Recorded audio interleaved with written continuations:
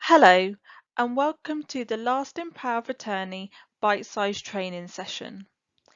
In this short session, you will learn what is an LPA, what areas LPA cover, and actions you need to take when an LPA has been identified. What is an LPA? An LPA is defined as a power of attorney which the donor, which is the patient, confers on the donee, which is the individual granted an LPA. This individual will make decisions about all or any of the following: the patient's personal welfare, the patient's property and affairs. LPAs are court approved and are a legal documentation. LPAs are signed documentations which are authorised by the courts. If an application is submitted and pending, this has not been authorised by a court and therefore cannot be taken into consideration. As staff members within our ED and urgent care wards, it is imperative that we see a signed documentation of an LPA. What areas can this cover? In short, an LPA will cover health and welfare or property and finance or both. It is a legal duty for you to check what the LPA is in place for. Within a hospital setting, we will seek confirmation where the individual has an LPA for health and welfare. It is important to see the whole document as there can be preferences and restrictions regarding the decision making. For example, an LPA could be in place but the individual can't make decisions regarding life-saving treatment.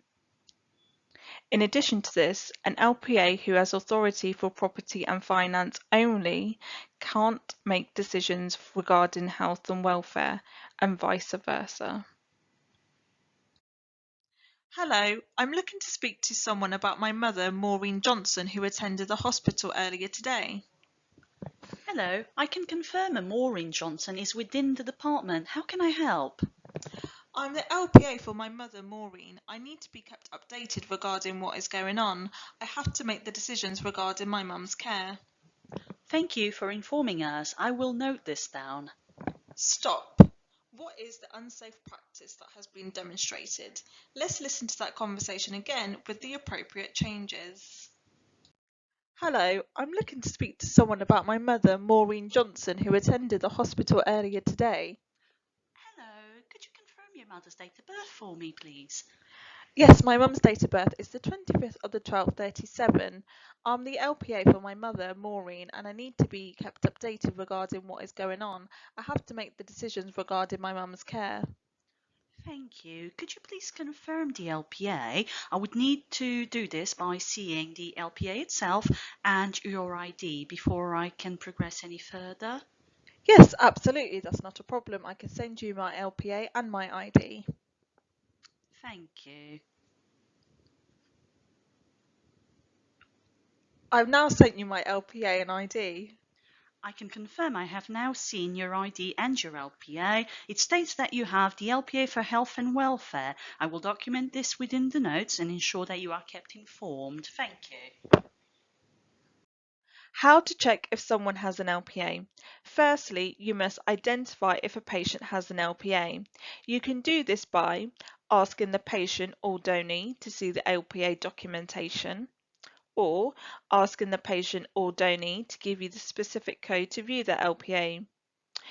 Once this code has been given, you can confirm this by viewing a lasting power of attorney on the direct.gov website and following the instructions. Or you can fill in the OPG 100 form.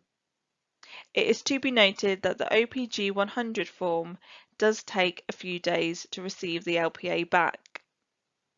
An LPA's own identification would need to be viewed so you can confirm that you are speaking to the actual individual that possessed the LPA.